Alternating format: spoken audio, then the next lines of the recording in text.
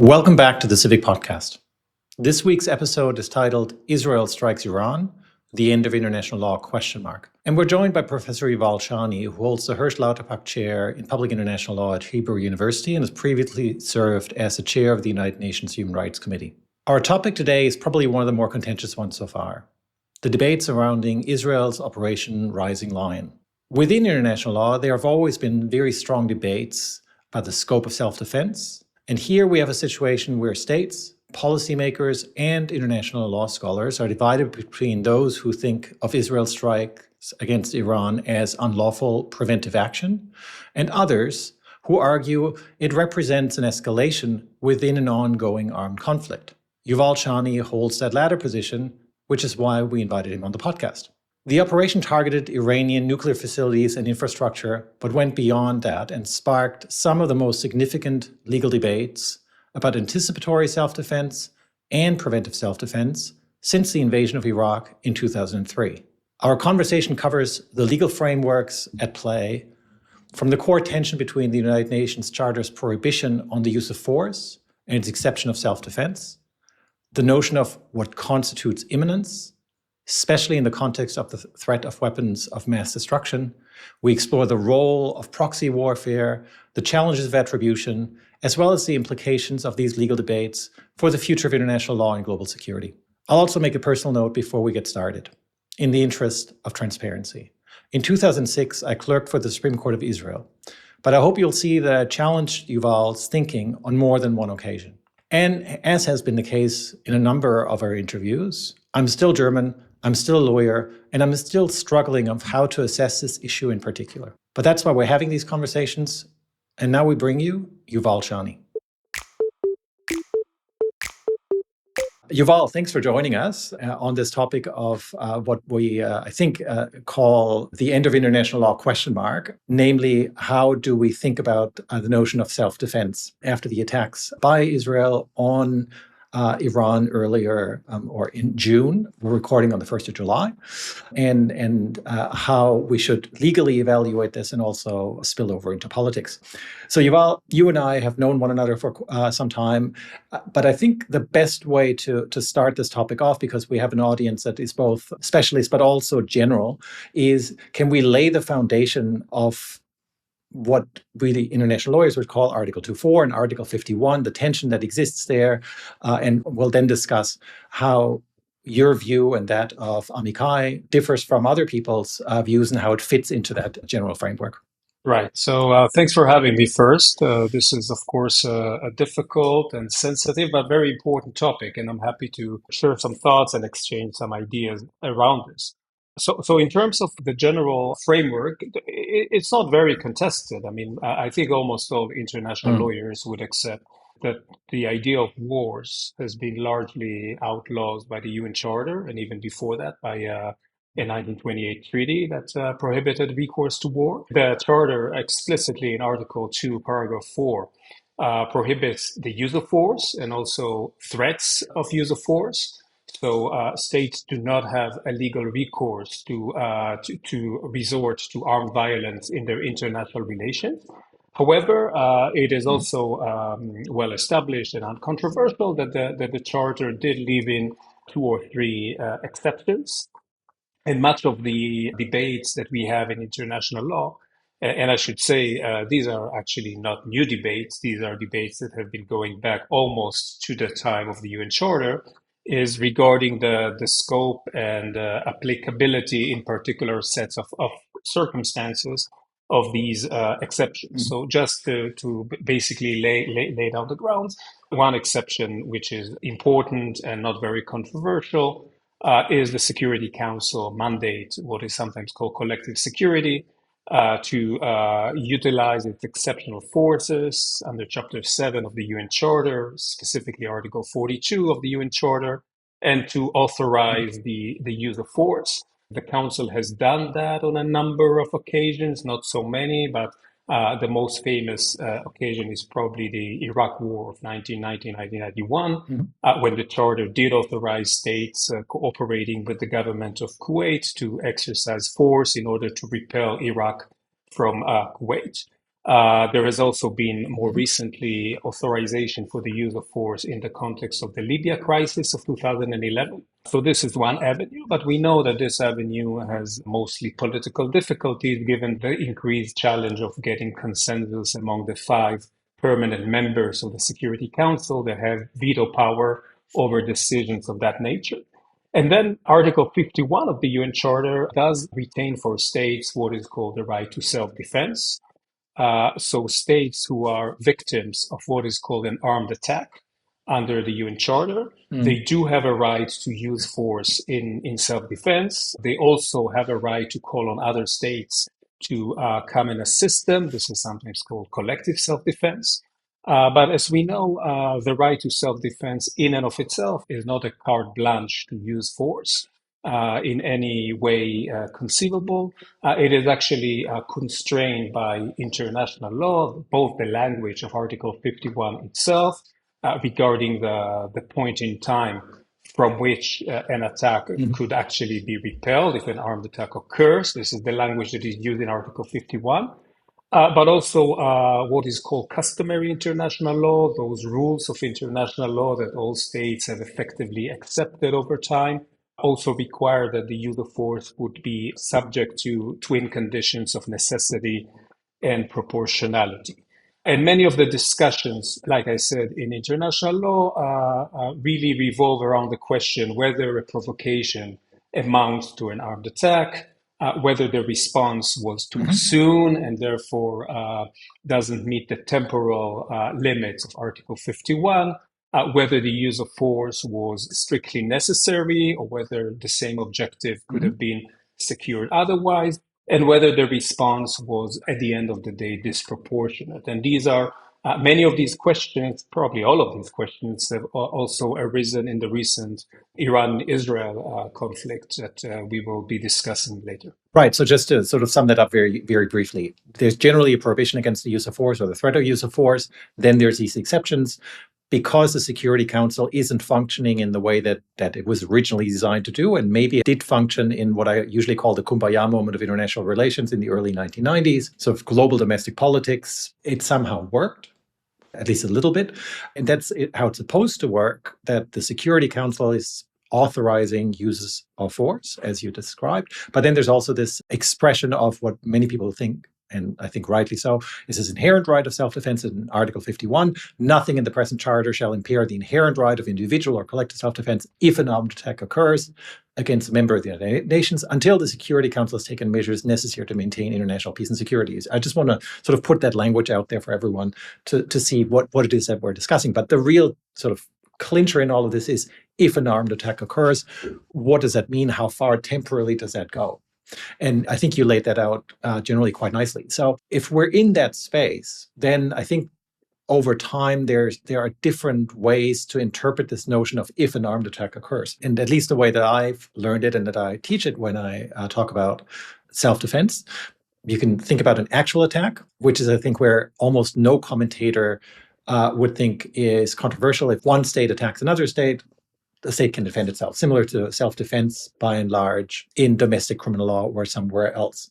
I think it becomes much more tricky when we're talking about anticipatory self-defense and preemptive or preventive self-defense. There's different terms being bandied about.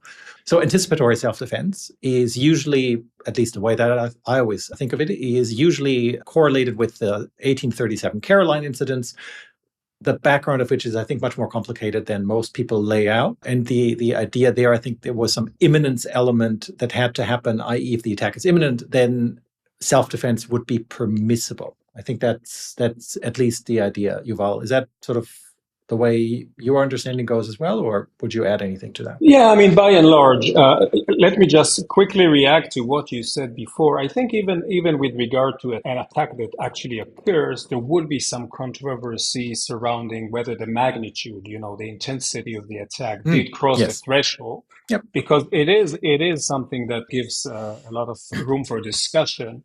There is a gap between the language of Article 2.4, which deals with the use of force, and the language of Article 51, which talks about armed attacks. So not every use of force So a single bullet shot by a single soldier Yep. would not, according to the common understanding of Article 51, Yep. would not give rise to an armed attack. So this is, and there is also a question of temporality on the other side of the equation.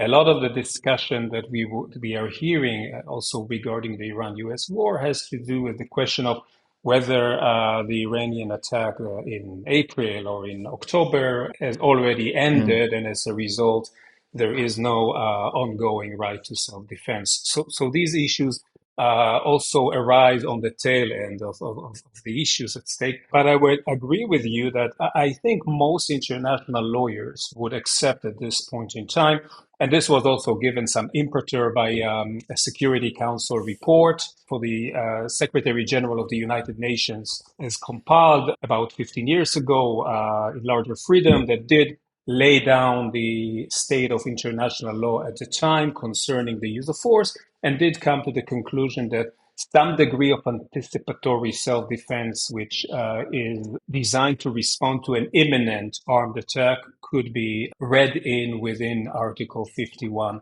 of the Charter. And I think that the reason why there is increased acceptance of some degree of anticipatory self-defense under conditions of imminence is that we are seeing that the Security Council, like you said, Marcus, has been struggling actually to fulfill its obligations. And therefore, states are put in the very difficult position of waiting for the first punch under a more restrictive interpretation before they have a chance to react, with weaponry becoming more and more lethal and destructive. This appears to be a less and less reasonable interpretation. So I think what we have seen in recent decades is general acceptance of the idea that states should have some latitude in exercising preemptive or anticipatory self-defense. But there is a limit to that approach, and the limit is what is often referred to in the literature as preventive self-defense. I realize, and you know this well, that the terminology here is a bit confused and confusing, but at least preventing self-defense, as I allude to it, is an idea that you can actually nip the problem in the bud, namely that you shouldn't actually wait for an attack to become imminent. You can go further back in time and actually deal with the underlying conditions that make an attack possible in the future. So that would imply preventing a rogue state from acquiring weaponry or from developing a program for weapons of mass destruction. We have seen the Americans put forward such a proposition in the early 2000s, in the aftermath of 9/11. This has been referred to as the Bush Doctrine. And in fairness, this is something that Israel also has resorted to in the past. This is called in Israel the Begin Doctrine, which is... We'll get to that in a moment. Right, which takes the position that with regard to certain challenges, especially involving non-conventional weaponry, you can actually go beyond imminence. I think it is fair to say that the vast majority of international lawyers do not accept this notion of preventive self-defense. And I think most states would be very uncomfortable with this doctrine in place, because it does give very significant discretion for states to determine what do they see as a future national security threat. And in theory, it could give them license to operate at a very early stage when many other options are still on the table. Right. So let me unpack that a little bit with you. Right. So if we go back to the early 2000s, after 9/11, this idea of preemptive or preventive self-defense, let's call it preventive self-defense, and the Bush Doctrine was very largely maligned in most places outside the US, outside of Washington. I think Israel, we'll get to the Begin Doctrine in a moment, has had a different stance on this for various reasons. But the Bush Doctrine, in the context of the invasion of Iraq, was created to say, well, Iraq has weapons of mass destruction, chemical, biological weapons potentially, and therefore we need to destroy them. Listeners or viewers might recall Colin Powell showing these relatively famous/infamous videos and graphics of some kind of supposed machinery that existed in Iraq that would militate in favor of attacking Iraq, despite the fact that by and large everyone agreed that war by now, I think, would agree is illegal. And that Bush doctrine, however, I think opened the door to this debates that we have today, I would think. Now, if we go through some of the examples outside of Iraq, then we do see Israel involved in quite a number of examples of preventive self-defense, I would say. I think that's fair to say. One point that always gets made is the Six-Day War of 1967.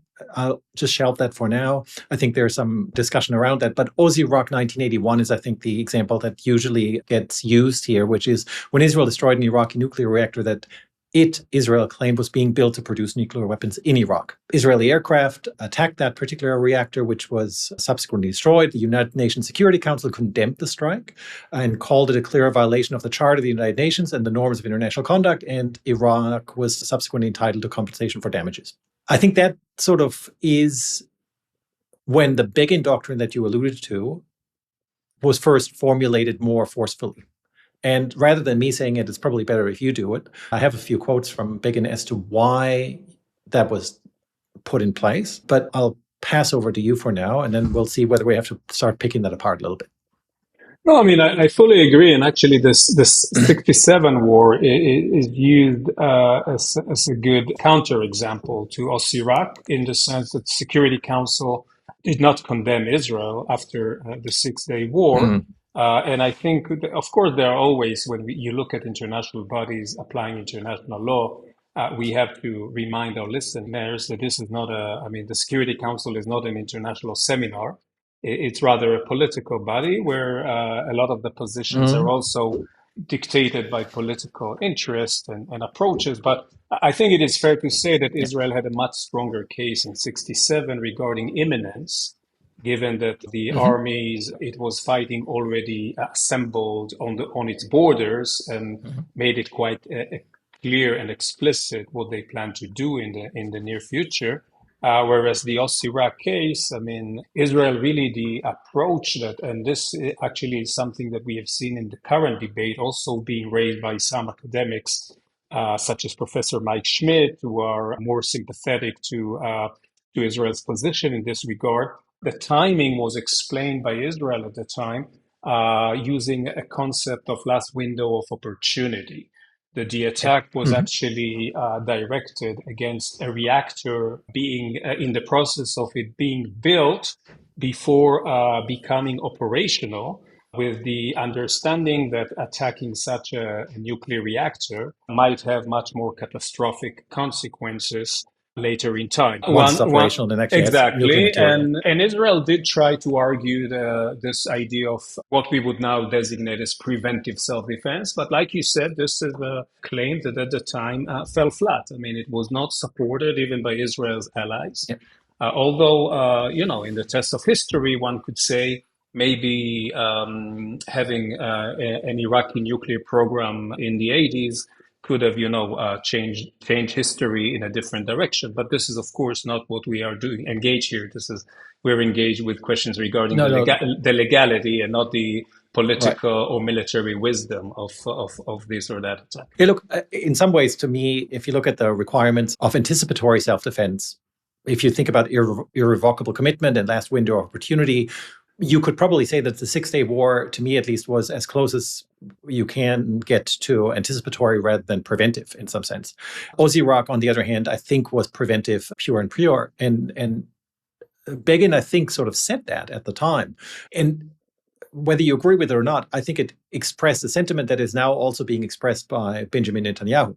I think there's a fairly clear line, and I think, from my own take, is probably shared by a fairly large number of people in Israel, namely on the basis of what happened, and he invoked this is not my words, after the Holocaust, that we will not let our enemies have a weapon that could destroy the country as such. And he said that. And if we stood idly 2-3 years, at the most 4 years, and Saddam Hussein would have produced his 3, 4, 5 bombs, then this country and this people would have been lost. Right. And I think that starts to sort of not explain things to me or justify things, but I think it explains why there is this high degree of being guarded against one of the states surrounding Israel attaining a nuclear weapon.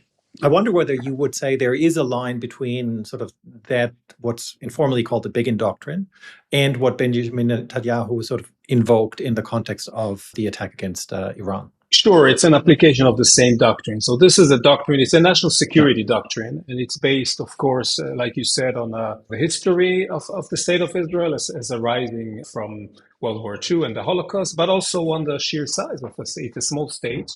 And therefore, if it is attacked by nuclear weapons, it may not survive. It also has, I think, a strong mistrust in the ability of international organizations, especially the UN, in actually dealing with its existential problems, given the long-standing animosity towards the state of Israel, but also even in other contexts, the Security Council is struggling actually to perform. So it's not just an anti-Israeli thing. So the national security doctrine is that you cannot, you have to nip those challenges in the bud. You really cannot have regimes that are not only dangerous regime, but they are directly hostile against you. Iraq was the only country who refused to even sign an armistice agreement with Israel at the end of the 1948-1949 war. So technically speaking, there is still a state of war between Israel and Iraq. Extend this now to Iran. We've all in Israel are very familiar with the wild statements emanating from decades and decades from Iran, and the clock in the central square in Palestine Square in Tehran, which is counting down the days until Israel's destruction. I mean, when you have this context, it's not surprising that there is both strong political support for dealing with these challenges while they're still manageable, but also maybe that you can understand why there is a national security doctrine that goes in that direction. But that doesn't, of course, mean that it's lawful under international law. We did see actually this distinction between lawful and legitimate arise in a number of past contexts, most notably around the Kosovo intervention in 1999. NATO forces intervened forcefully in order to stop the Kosovo war and to end the crimes against humanity that were committed there. Although there was no Security Council mandate and there was no right to self-defense that was properly invoked. And at the time, international lawyers were divided. I think some lawyers did try creatively, maybe over creatively, to develop a humanitarian intervention doctrine, which I'm not sure exists. But some took the view that this is unlawful. But although it is unlawful, it does serve a good cause, a justified cause. And they tried to make the illegal but legitimate line.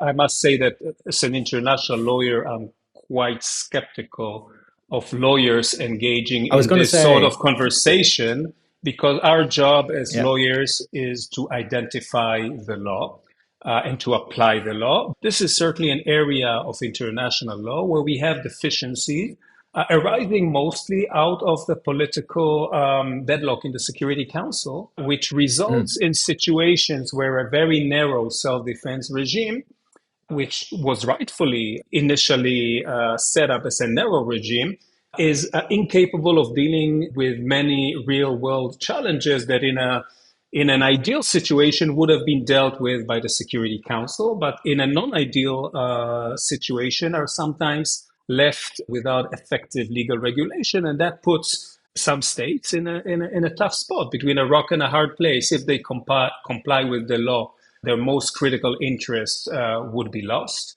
And if they would defend those critical national interests, they will find themselves in violation of the law. And I think that this Begin doctrine or Bush doctrine does seem to steer close to these sort of dilemmas. Well, there's lots to unpack there. I came off the age basically where this notion of illegal but legitimate was one of those sort of really big ideas when I first started in academia in sort of the early 2000s. And Anne-Marie Slaughter famously made that distinction, and a few other people. I always thought that was a big problem. But this particular instance, and maybe partially because I clerked on the Israeli Supreme Court, I'm torn, because in 2003, it was fairly clear to me that preventive self-defense would not be permissible.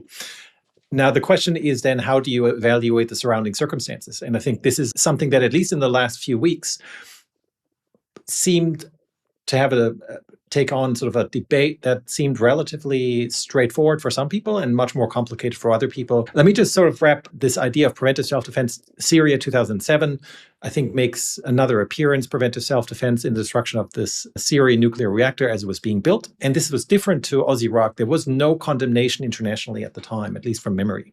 Yeah, Maybe partially because it was a media blackout. Yeah, Israel at the time, it didn't take responsibility for the attack, and only a few years later. So, exactly. And Syria denied that they were building this nuclear reactor. So, yeah, I mean, both parties were not too keen on actually raising the profile of this. But you're right that, I mean, it's been later, of course, made public, and for the Israelis, this was simply another application of the Begin doctrine, and I would say probably under conditions quite similar to Iraq in terms of the legal analysis.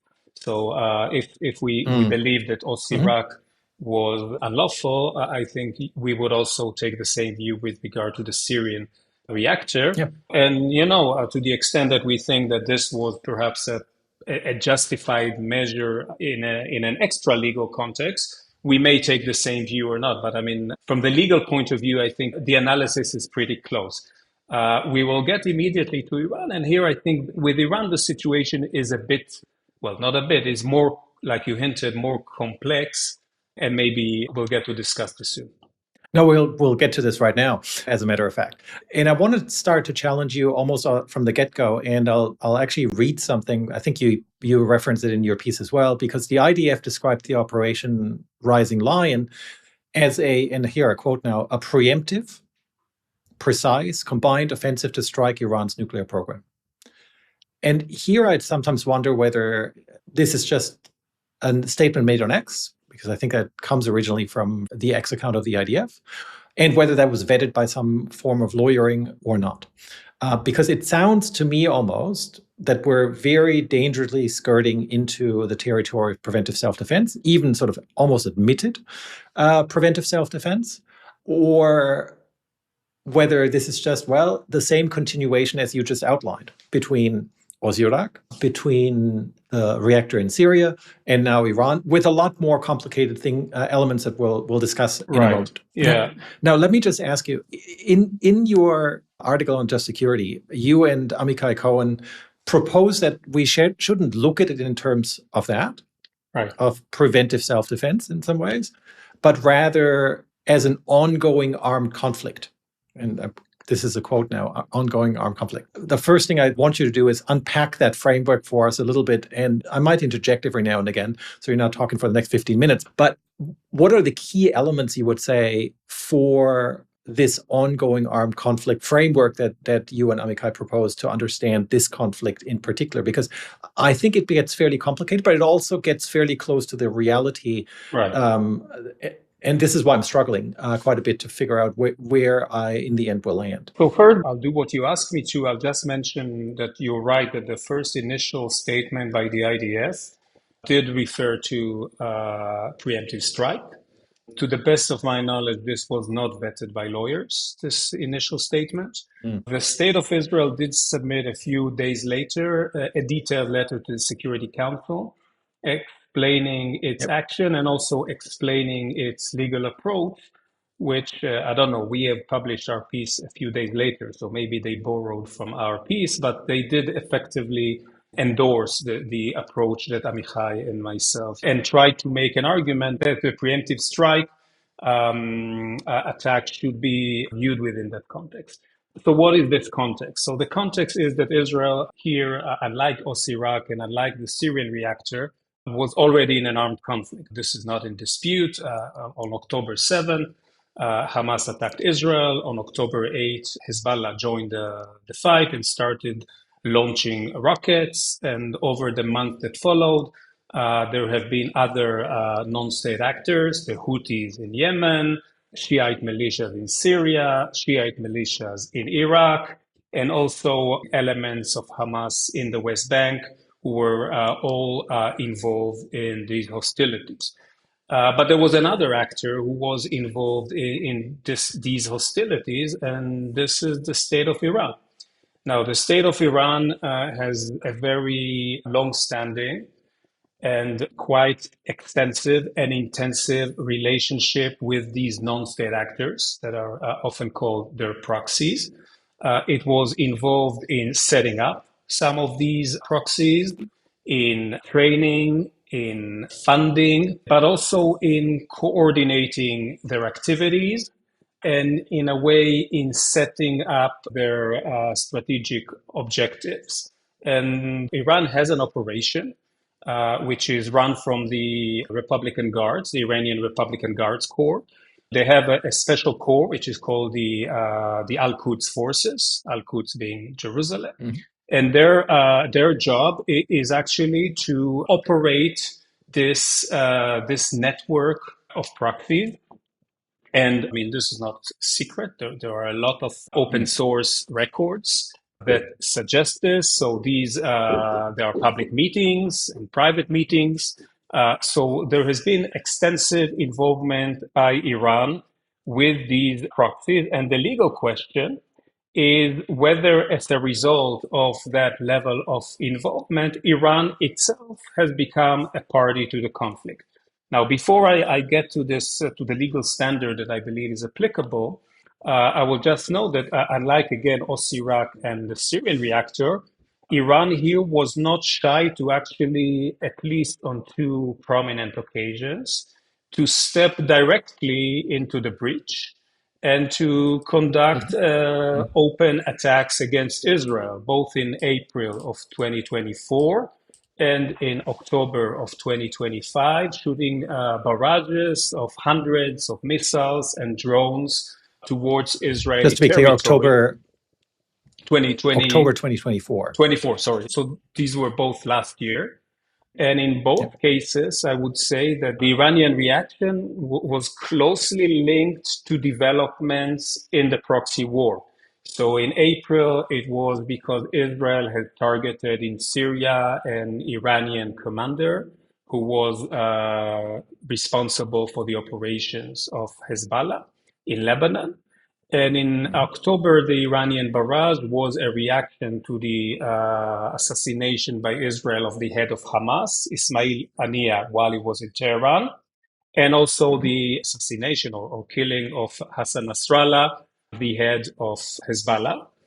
And although Israel reacted to these two attacks by Air Force strikes, the first quite limited, a bit more extensive, it was, at least on the level of statements, the Iranians promised that a third strike would be coming at the appropriate moment. I just want to sort of sum that up a little bit. I think the argument that you so far make is Iran sort of creates this, I think you call it a ring of fire, right. And the Israeli government uses, I think, the same term, by using its own military. By the way, they call it the axis of resistance. So they also have a name for this. Fine. But I just wanted to sum this up, right? So there's this ring of fire, axis of resistance, proxies, and Iran itself. Then Iran has attacked Israel on occasions as well. Who would fire the first shot? Right now, I don't think for your framework, it's probably not as important as it might be for anticipatory or self-defense more generally. And then there's continued threats by Iran against Israel. I think that's sort of the three pieces that I would sort of pick out there. Exactly. When you now go on, can I just sort of maybe already tag this as a question that you might want to sort of get to, is also, does that approach just circumvent the debate about anticipatory and preemptive self-defense? Is that just almost a cute way of not having to deal with that? No, I mean, I think you still need to deal with it in the context of whether it was necessary and proportionate. Remember, we said this in the beginning, that even if you are in a situation of an armed attack or war, you still have to justify the question, why do you escalate? Certainly, Israel escalated here the war. But like you said in your introductory, I mean, Israel had experienced this war as a seven-front war, and there have been many statements all along from October 2023 till this very day that speak about the seven-front war. In the sense, Israel experienced the whole campaign as as having different fronts, but coordinated by one entity, which is Iran here. Now, the question of the legal analysis here, and I think some of the criticism that we have received I mean, maybe some is valid and maybe you share it, but some I think miss the critical point. I mean, there are two ways in international law to basically drag in a state that is involved in an armed conflict, but is not up front, is not really at the forefront of the conflict, into the conflict, and to basically, as a result, to justify a self-defense operation directed against it. One is to legally attribute the activities of the proxy to the state in question. This has been discussed in a very famous International Court of Justice case involving Nicaragua and the United States, the case from 1986, in which there have been arguments on both sides. I mean, the United States was accused of supporting the Contras, which were rebels operating within Nicaragua, and Nicaragua was accused of supporting all sorts of militias in neighboring countries, Honduras, El Salvador, Costa Rica. And the question was, as a result, how did this really affect the legality of certain military measures that the United States had taken in Nicaragua? And there the court has basically said that in order to attribute responsibility for an act of a proxy or a rebel group for a state, you have to show that the state exercises a high level of control, what is called an effective control over the activities of the proxy. It has to issue orders to the proxy. It has to basically exercise a high level of control over its activities. We are not making the case that this is the situation with regard to Iran and the proxies. I think it is fair to say that some of the proxies are more independent than others. But anyway, we are not making this argument. We are not claiming that Iran actually controls the proxies, although some say that they are. I mean, but I'm not. We're not getting there.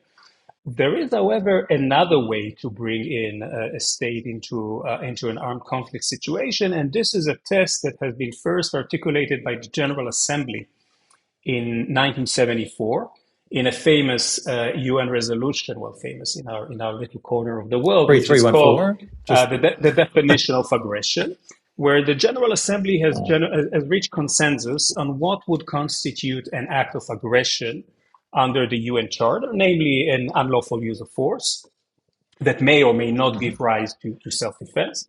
And it did tackle specifically the situation of states working alongside proxies or non-state actors, and did explicitly provide that if the state is substantially involved in the activities of these proxies, in the armed attack that is perpetrated by these proxies, then that state has committed independently, I would say, it had committed an act of aggression against the victim state, the state that had been the target of the attack.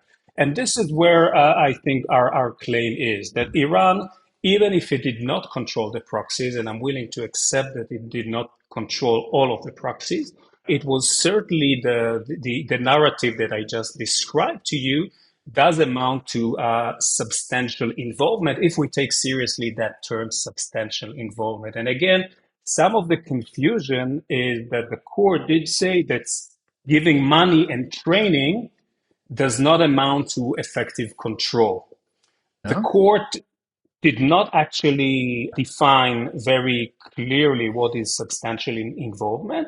But the literature, I mean, someone like Marko Milanovic, for instance, who has criticized us, but when you look at his own analysis of the definition of aggression, you see that he suggests that substantial involvement is somewhere above training and funding, but below effective control. So it is a mid-level degree of involvement. And I think this is exactly right. So if you are funding, training, but also coordinating, setting up policies, entering the fray directly, also involved in what we allude to in our paper in cyber attacks, also send assassins to kill Israel's Minister of Defense. The accumulation of contact points lend support for the proposition that Iran is substantially involved in this conflict. This is the argument. Of course, in the end, like many of these questions, And that is also true for, generally speaking, I would say, anticipatory self-defense. You have to come up with facts. These are fact-intensive That's what we lawyers do, questions, right? I mean, but on the yeah. basis of the publicly available information, we made the argument that it is at least reasonable on the basis of what we know to argue that Iran had been substantially involved in this conflict, at least from August 8th, the date in which Hezbollah joined the fight. Right. So just again to be clear, so one avenue would be the idea of effective control, which is Nicaragua, and then you have this idea, and that's what you're relying on, is the definition of the crime of aggression, which the General Assembly, non-binding, but you probably would say might have crystallized into a rule of customary international law. The court in Nicaragua said that it actually reflects customary international law, and it actually used it in order to discuss whether there is a right to self-defense here. So actually, the court in Nicaragua was open to the idea that you can rely on substantial involvement to exercise self-defense if the threshold had been crossed. Right. And then you'd argue, well, factually, we just don't know enough, but that would be at least one avenue to go down that route.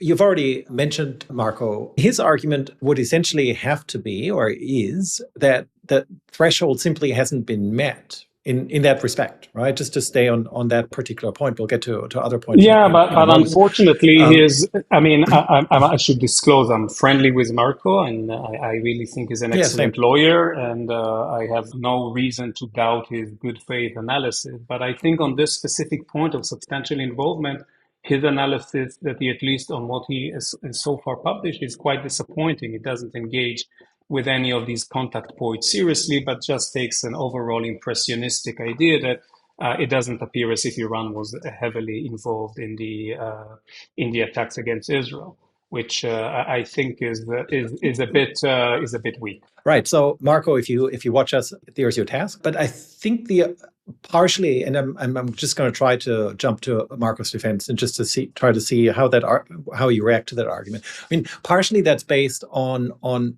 seeing the conflict much more narrowly and not on this ongoing armed conflict, but rather in a more, that's my words now, certainly not Marco's, siloed fashion that says you cannot do this. Whereas your framework, I want to come back to this, is circumvents in many ways the imminence question of anticipatory or preventive self-defense. I just want to sort of make that clear. I think that's something where people can criticize this approach. We'll get to the question of necessity and proportionality in a second. But I certainly think that's an element where, while I understand the argument that there's a long-running conflict that partially is maybe not attributable, but you can make the argument that there's substantial involvement and therefore those requirements are fulfilled. I think you're, I guess, evading, or I'd still want to hear a little bit more. Is that circumventing the imminence requirement? Yes or no? So again, I think you're absolutely right. I mean, you can look at the different parts of the elephant. This is the trunk, this is the leg, and you can look at the elephant. I mean, the approach that we offer is to look at the whole conflict as one coordinated and interrelated conflict. And this is not just an impression. I mean, the proxies actually do tie themselves to different parts of the conflict. So the Houthis are defending the Hamas. Hezbollah is defending Hamas. The Iranians are defending Hezbollah. So you actually see this. These ties are actually articulated by the fighting parties themselves. I mean, on the other side. So it's not that they perceive their grievance or their military campaign against Israel as standing alone from the other campaigns. They see themselves as actually involved in this axis of resistance. This is what they are.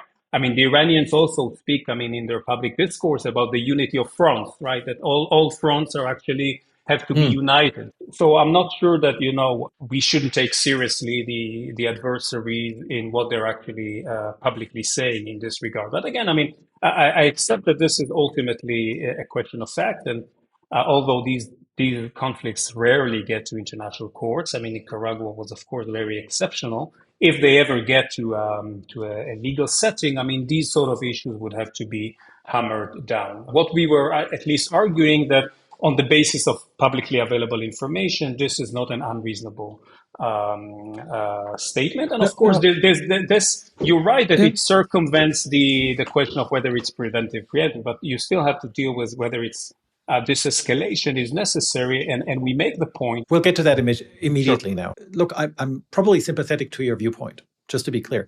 But I did want to point that out because that if there is a criticism, I think it's that criticism that I think can be leveled against that approach. Now, we mentioned this a couple of times now before, necessity, proportionality.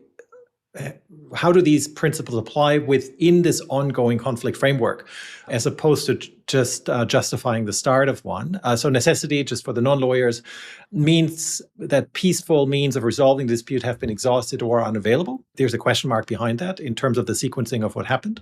And then proportionality, the scale of the defensive action must not be excessive in relation to the harm that's threatened. So maybe we'll take them one by one. Yes. So necessity, I mean, you're right that there is a question at the get-go, right, before you resort to force. But there is also a question of necessity while a conflict is already taking place. Some actually mix up necessity and proportionality here, and I don't know whether we want to maintain a sharp distinction, but I think it is fair to say that there is clear consensus among international lawyers that the main purpose of self-defense should be to halt and repel an ongoing attack.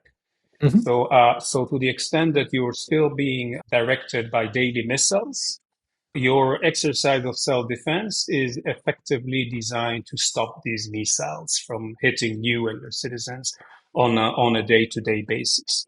I think the claim that we are making and your response should be at some level, like you said, proportionate to the threat. If these missiles is just a small trickle of harmless missiles, you cannot actually retort by destroying the whole country on the other side.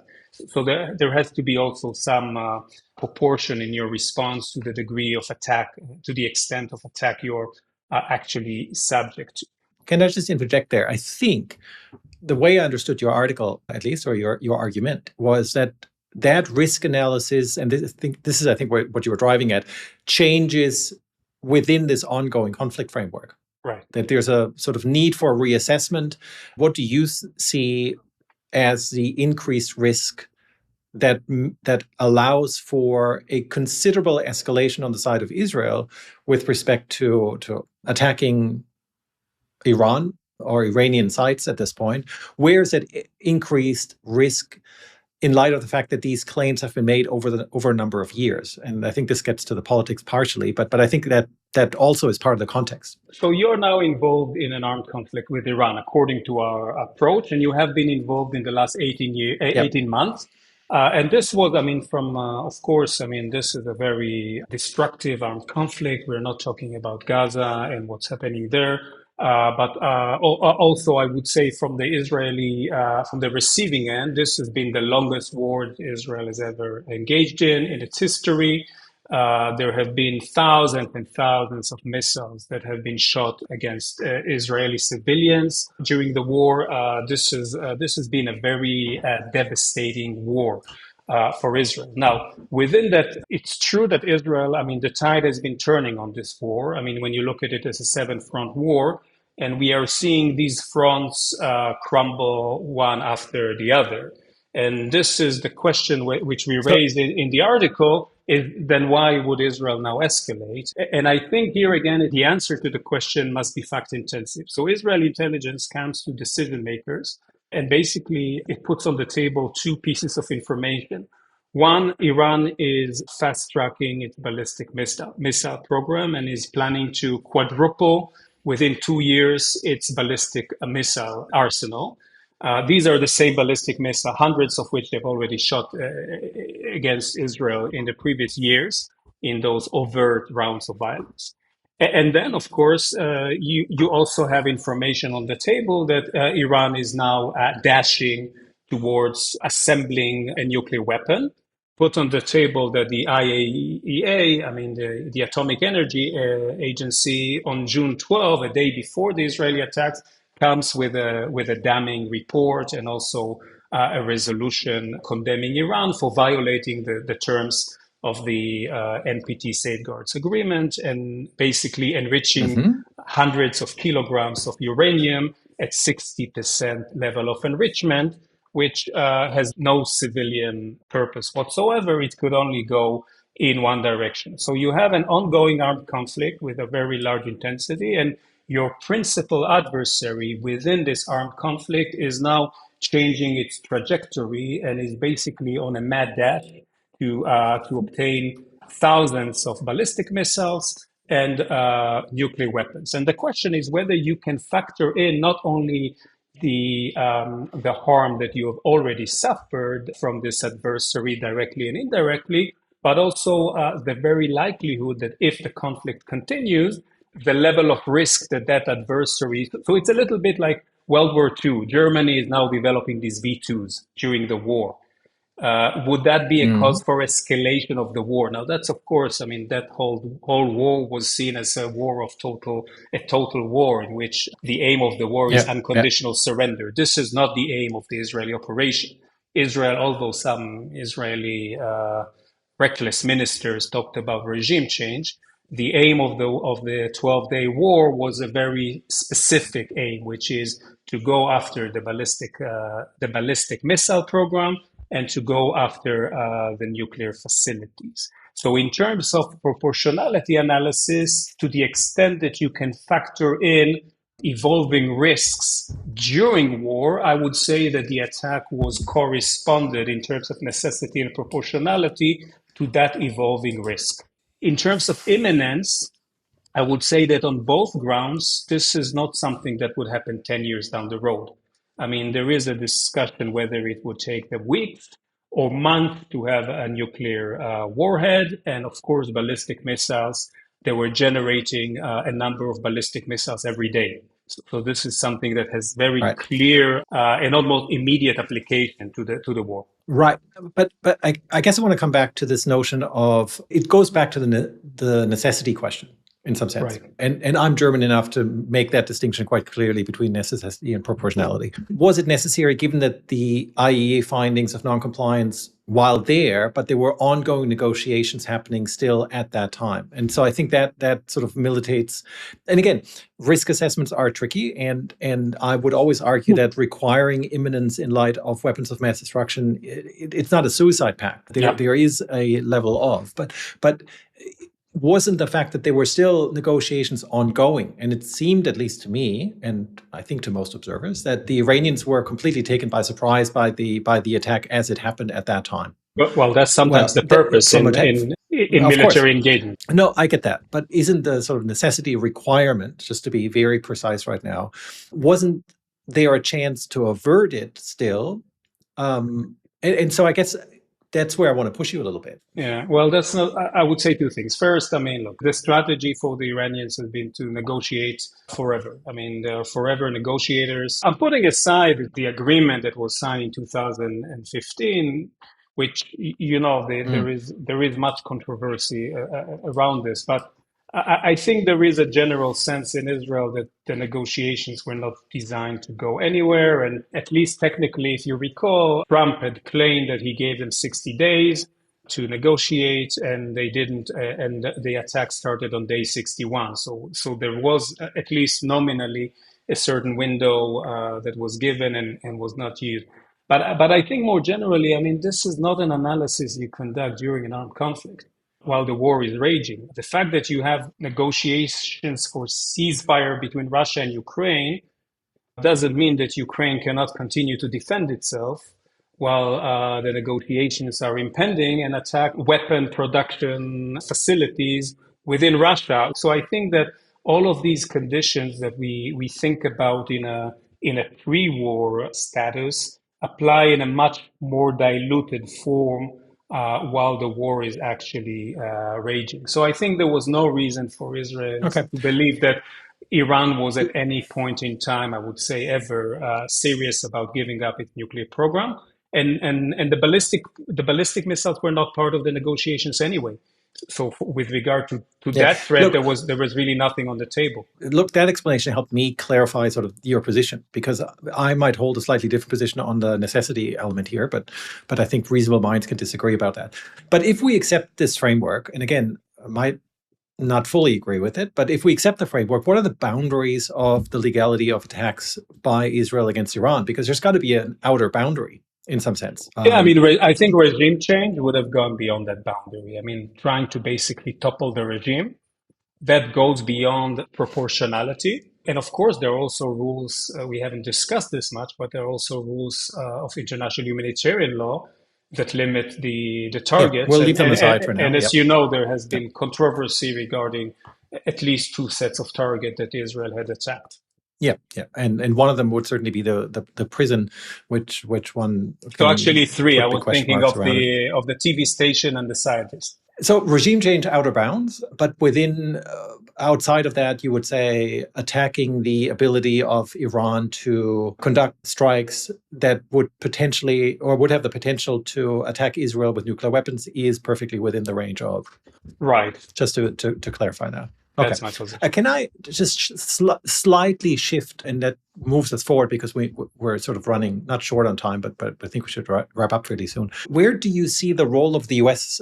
In all of these strikes? Because in some sense, they're, at least most commentators would say that they're contingent on the legality of the action by Israel, because it's an element of collective self-defense. We mentioned that at the very beginning, and that therefore the legality of the U.S. strikes, at least under international law, leave aside U.S. constitutional questions that could be debated elsewhere, would be contingent on Israel having the right to strike at the time. And then I assume you would just agree with that. And No, there's not much on. I agree. I just want maybe to put on the table the point that, I mean, remember when we talked about Iraq in 67, we talked about different reactions of the international community.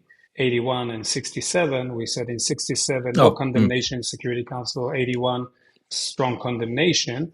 Here, it was quite interesting to see many countries, including many countries who are typically critical of Israel, have taken a softer line here. So I think even Australia basically took the same line as most Western group countries by basically reaffirming the right of Israel to self-defense, which was an interesting statement to basically take the position that Iran shouldn't have nuclear weapons and calling for de-escalation. And in a way, the American attacks have to some extent been endorsed by NATO in its recent summit. So at least the reaction that we have seen from the global north, I would say certainly not from the global south, has been a relatively moderate approach, which gives you another sort of indication of where maybe the international law community is tilting in the direction of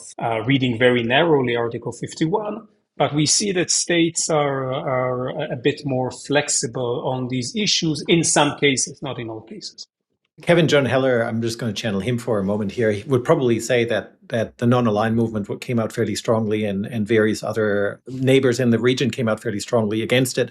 That said, I've had various conversations over the last couple of weeks where people surprised me with their positions that said, look, I know the legality is questionable, but with respect to this particular regime in Iran, we condone the attack, which is an interesting sort of display of the politics overlapping the legality sometimes. And I think that's what makes this particularly tricky.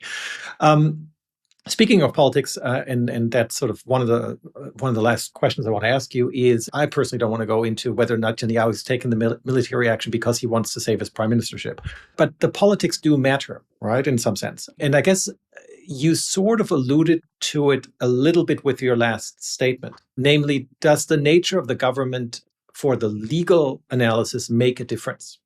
Namely, you have, I would still argue that Israel is a democracy, despite the fact that I think its democracy has exhibited serious flaws at the moment. Whereas on the other hand, you have statements by a larger group of the political establishment that says we want to, their words, not mine, wipe Israel off the map. Does that matter for in your mind in terms of the legal analysis here, or is this just a purely political issue?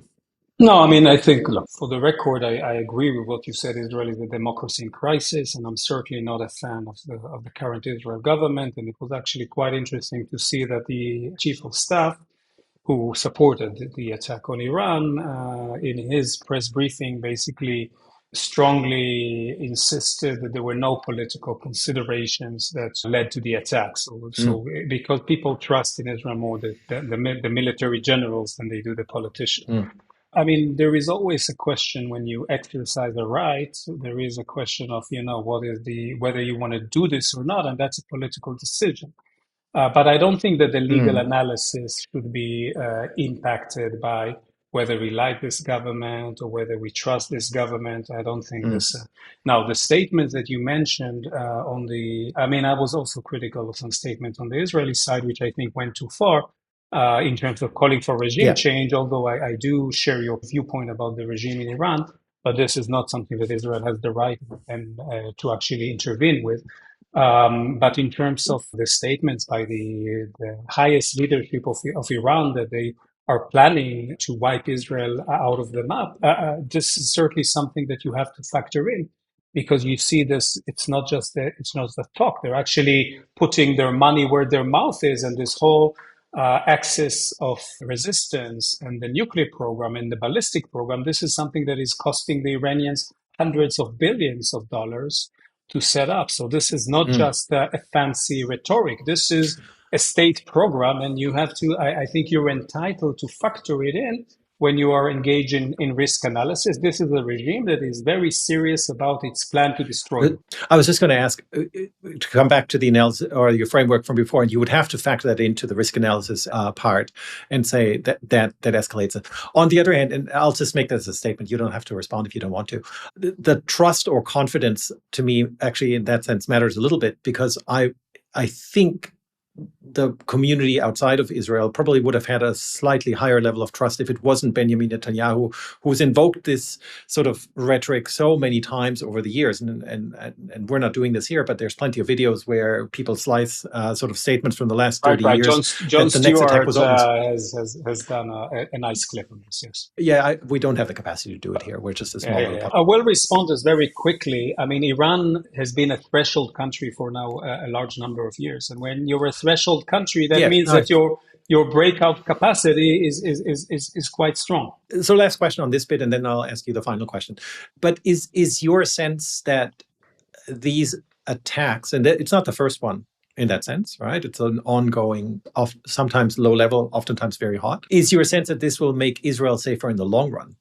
Because that is also part of the political risk calculation that has to be factored in at some point. My own take is, and you don't have to respond to this, is that the way that Israel responded to the 7th of October attacks made it less safe in Gaza.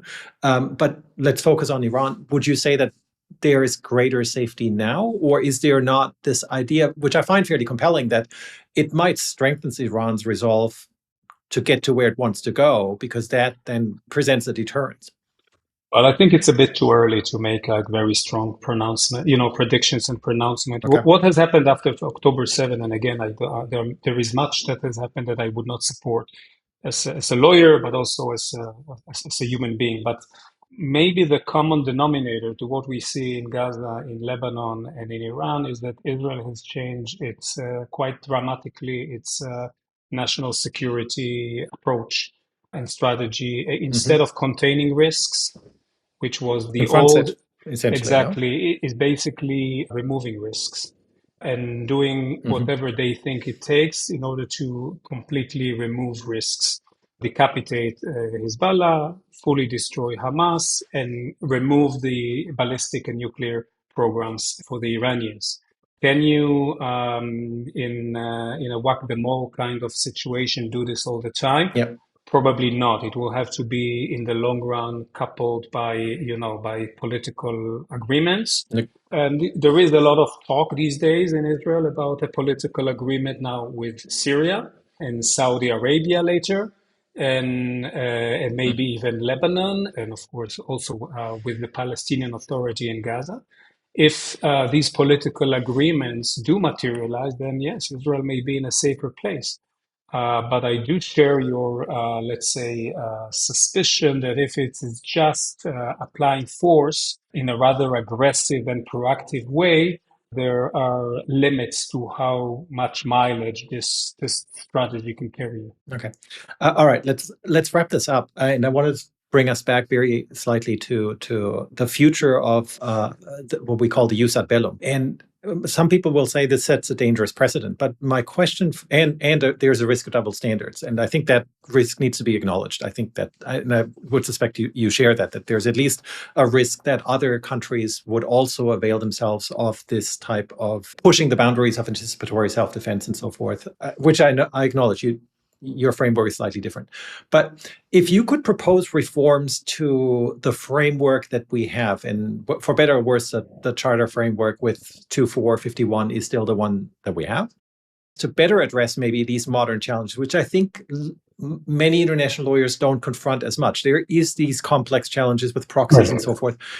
What reform, if it's one, if it's two, maybe, would you propose, if any? I know that's a sort of a tricky question and I'm putting you on the spot, but is there anything that you think would work? Well, obviously, I mean, the Security Council is one area. I mean, this cannot go on indefinitely. A situation where the one political body that is entrusted with maintaining peace and security is completely dysfunctional. And I think this is a key political challenge. It probably would not happen before the end of the war in Ukraine. But I think there is a key political challenge of trying to find ways for at least the big three to work together and to, I think it's at this point in time, it's quite obvious that there are some common interests that can be explored. Of course, all of these three represent at this point in time a certain challenge to international law. So, I mean, I would hedge my bets a bit. The other direction is a bit more practical, but maybe challenging on a professional level. I think the approach that you actually put forward here is a very appropriate approach that we should confront the deficiencies of the system and basically think as a community of international lawyers, we should think of our instruments, of our expertise in international law as not just, a set of yellow and red cards that we flag in order to identify violations, but also as a practical toolbox that would help states manage difficult crisis situations while keeping themselves within the boundaries of law. And that would require at times more creative and flexible interpretations of the limits that we have had. I mean, we've seen this already take place with the imminence notion, but I think we will have to apply this across the board. I mean, the ICJ, I must say, in this regard, has not been a very pragmatic actor. I think its approach was that it should push towards narrowing Article 51 as much as possible, both temporarily and even suggesting that maybe states don't have a right to self-defense against non-state actors. And I think that this is not an approach that will be in the long run conducive to the rule of law, because if international law is not capable of offering real life solutions to real life problems, it will be simply thrown to the side by stronger actors. And I think we as a community have the responsibility to take on more seriously these sort of concerns. And what I regret a bit about this discourse regarding the Israel-Iran is that it was very easy for some people to say unlawful, unlawful, unlawful, but without actually even applying their minds to, okay, how then you deal with this sort of problem, which I would say is not uniquely here. I mean, you would find similar scenarios where the rules, the existing rules and existing interpretations of the rules don't provide you with reasonable solutions for very serious problems. Right. Again, we could unpack that quite a bit, but is this the end of international law ? I hope not, and I suspect you'll join me in saying you hope not either.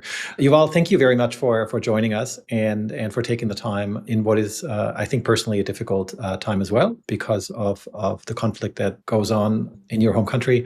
And at the same time, I also think of people who have been affected on all sides of that conflict. Of course. Again, thanks so much for joining us. I wish you and your family all the best. Okay, take care. Thanks.